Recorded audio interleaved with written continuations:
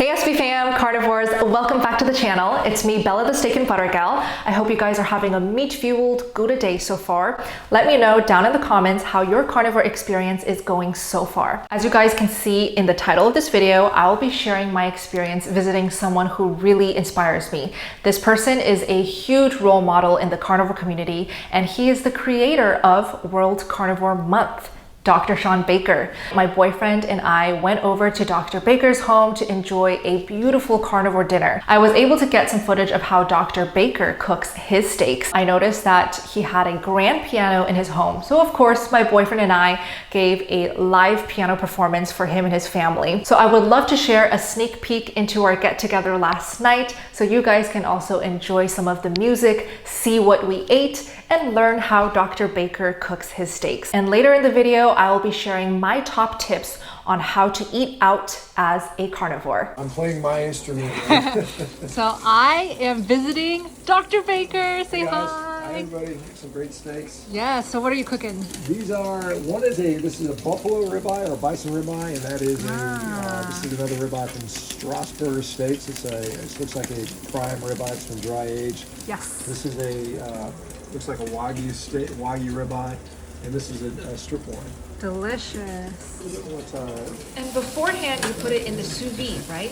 I sous vide them for about an hour and a half at 131 degrees. I'm just going to move these inside so they don't get too cold because it's pretty cold out here, so I'll be right back. So here is Dr. Baker's Traeger. They also have some sirloin steaks. Oh, it takes quite a while. It Yeah. takes a pink color, really nice sear on that. Beautiful. Put that in there. Back in. This one should also look really just a beautiful sear. Yes. So you get a really nice quick sear, which allows the juice to stay locked in. So it doesn't, and it's very fuel efficient. And it gets a really nice even sear. This is wagyu ribeye. Wagyu. I'll give you some wagyu. Look at that. That's some wagyu ribeye. Gorgeous. This is a dry aged ribeye. And then this, I didn't do this to you yet, but I'll get it. This is going to be my favorite. Which one? The Wagyu? The dry. Oh, the dry. I just tried it. It's so good. New York strip. Prime. So here's a rundown of what Dr. Baker cooked. We have bison ribeye, then dry aged ribeye, then strip loin, and finally Wagyu ribeye. All thanks to Strassburger Meats for providing these delicious cuts. I will link them down below. And by the way, Dr. Baker's famous knife is from Costco. He said it was part of a set.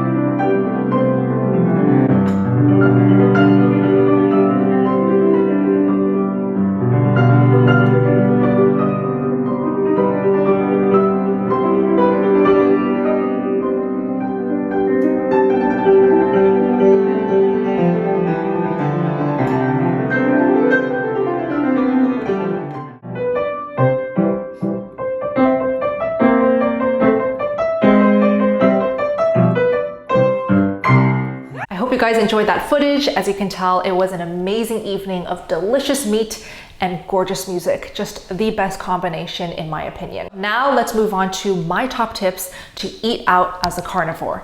Tip number one, always eat something before going out. So what I mean is anytime, for example, you make a reservation to eat at a restaurant, I highly recommend that you eat something before you go to that restaurant. Why do I say this? Because time and time again, I have made this mistake where I am super excited to go to the steakhouse that I cannot wait to try. And when I get there, the steak is not cooked the way I want. It's either completely burnt, way too cooked through, not rare enough for my taste, or it's seasoned in a completely mysterious sauce. Whatever happens in those restaurants, just know that you have zero control over. So if you go into a restaurant extremely hungry, you are much more likely to slip up, eat non-carnivore foods, or just make decisions that you regret.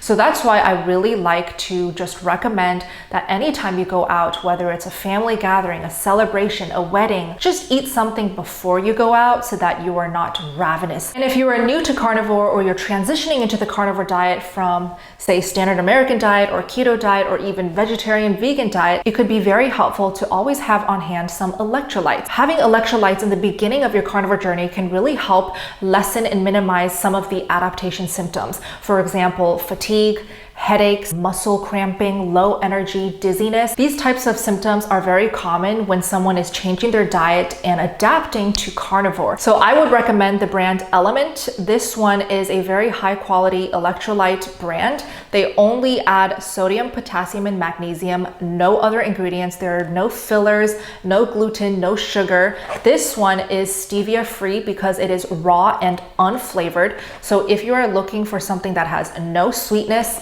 this is a perfect option. Here's what the little packets look like. They're very travel friendly. You guys can just throw these in your bag, your backpack, pour it in your water and just sip on it throughout the day to help with the symptoms that you may be suffering from. If you guys are interested in just getting a free sample pack, you guys can go to drinklmnt.com/SBGal to get your free sample pack. I'll also link it down below in the description box. Now, another option to keep the electrolytes up is to just salt your meat. Here I have two different types of salts that I recommend. This one is from a very much loved and popular brand in the carnivore community. This is Redmond's Real Salt. This one is just some sea salt from Costco. You can get the Kirkland brand from Costco. They're pure sea salt, fine grain. So just by salting your meats heavier can really help with muscle cramps, headaches, fatigue, low energy during your adaptation phase. Now, my next tip is to have go-to restaurants that you know are carnivore friendly, that can customize their orders to fit your carnivore needs. I have two restaurants that I highly recommend that usually always are carnivore friendly. The first one is all you can eat hot pot restaurants. Now, if you are not familiar with hot pot, you are missing out on an amazing carnivore restaurant experience that is not only budget friendly, but delicious. So hot pot is basically a Chinese style way of social eating. There is a huge hot pot in the middle of the table, and those who are eating gather around the hot pot to dip raw meats into the boiling pot of broth or water, whatever you decide on, and eat. And it's a very hands-on activity that also encourages the eaters to socialize, have a good time, and enjoy delicious meat. So this is basically carnivore heaven, especially if you can find an AYCE restaurant, which stands for all you can eat. So it's kind of just like a buffet style. You pay a set price and you can eat as much meat as you possibly desire. What to order at the hot pot restaurant? You guys can go to town with all of their meats. Since hot pot meats are served completely raw, there's no sugar, there's no sneaky ingredients that they sneak into the meats. It's just raw meat. So here's some footage of what I get at my favorite hot pot restaurant here in Washington. It's called Happy Lamb. You might be able to find one if you are in Washington. It is all you can eat. I just get all of their beef cuts, fatty beef, short rib beef. My boyfriend gets all of their lamb cuts and seafood. They have a lot of raw seafood selection. For my broth, I always get plain water, just because sometimes hot pot restaurants will sneak MSG in their broths. You can always call ahead of time and ask if they add MSG to their broths. And if you're not sure, you can always go for plain water to be safe. So here is how you do hot pot. get your raw meat and just put it in the hot pot. Let it sit in that boiling liquid for a few seconds. And I emphasize just a few seconds because it's super thinly sliced. It only needs just 15, 20 seconds, maybe even less, depending on how rare you like your meat, and you're ready to just eat. Typically, people will just get one bite of raw meat at a time, dip it and eat. But since I have my own pot and I'm a carnivore, I just dump the whole tray in the hot pot. Anyways, if you have never had hot pot, I do hope you guys try it and I hope you love it. How is it? Good? It's so good. Now, another restaurant that is similar to this type of style where it's all you can eat and it's just meat galore is K-barbecue restaurants. So Korean style eating is mostly to do with the grill. So if you can find an all you can eat KBBQ type of restaurant, it will basically be the same. You get to grill raw meat and you can eat as much as you want if it's all you can eat for a set price. Just be careful at K-barbecue restaurants, some of their raw meats are marinated in sugary soy sauce seasonings. So I would also just ask beforehand if they are able to serve meats without any of the sauces, without any of the seasonings. Most K-barbecue restaurants have those options. And my final restaurant recommendation that is perfect for carnivores is the famous Brazilian churrascaria. Sorry if I mispronounced that. I literally Googled how to pronounce that word and I tried my best to copy it exactly. Churrascaria. It is naturally an all-you-can-eat style of restaurant. I have been to 2 so far, and both of them have been completely carnivore. All they season with is salt only. I have called these restaurants beforehand and they have confirmed that it is salt only. And if you go, you must try their picanha. It is absolutely delicious, super fatty, but super tasty, flavorful, chewy meat as well. And my final recommendation for eating out as a carnivore is to not go to a restaurant, but host a meetup. There's something so special about hosting meetups, whether it be at your place or at somebody else's place or just at a public space like a park. You can cook a bunch of meats that obviously you can eat, but your guests can enjoy as well. So that's what Dr. Shawn Baker did by inviting me and Steak and Butter Guy over. We had a completely carnivore dinner together at his home. These types of gatherings, get-togethers are amazing. Connect, reach out to fellow carnivores and host a meetup of your own. Now, speaking of connecting with fellow carnivores, I personally believe that having a community and a tribe to belong to